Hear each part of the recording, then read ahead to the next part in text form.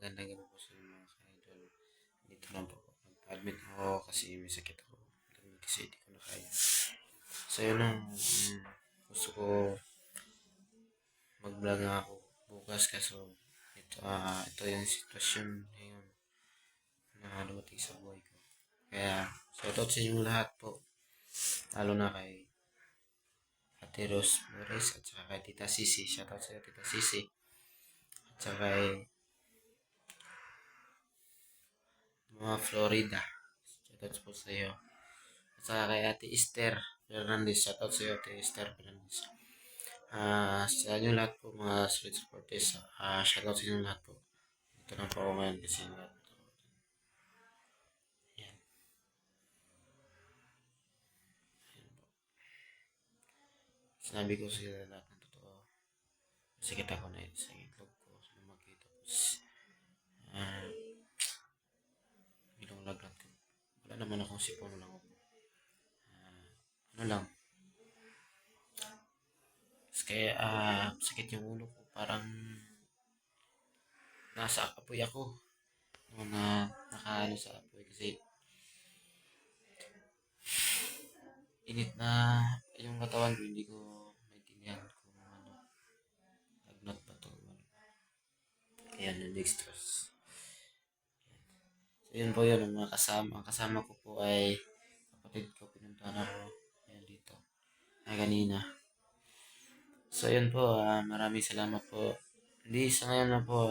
Gusto ko magpapaalam sa inyo lahat. Mga solid supporters ko dyan at solid followers ko dyan.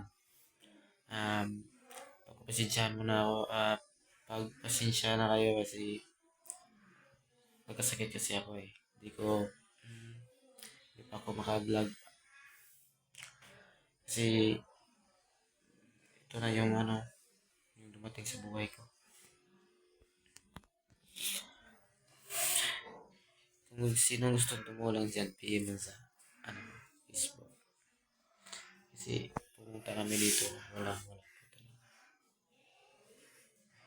Kasi ang sarili natin, di ba, di natin alam mapano tayo.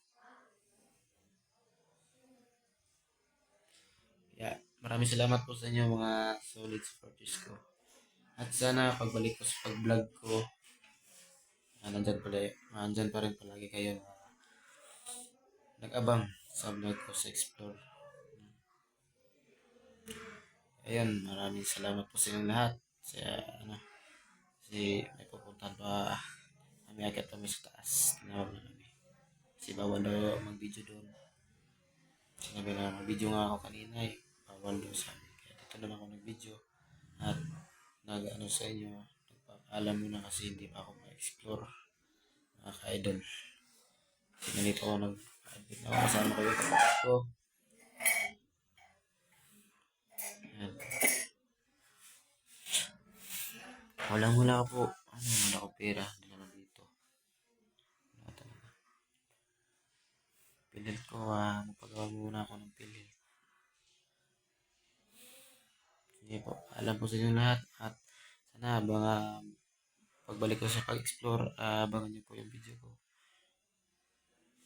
Hindi ako umabot ng ganun. Nagpapasalamat ako sa inyo mga ka-idol na nasa 1K followers na tayo at saka sa YouTube 1.5 subscriber na tayo. Saan po mga ka-idol?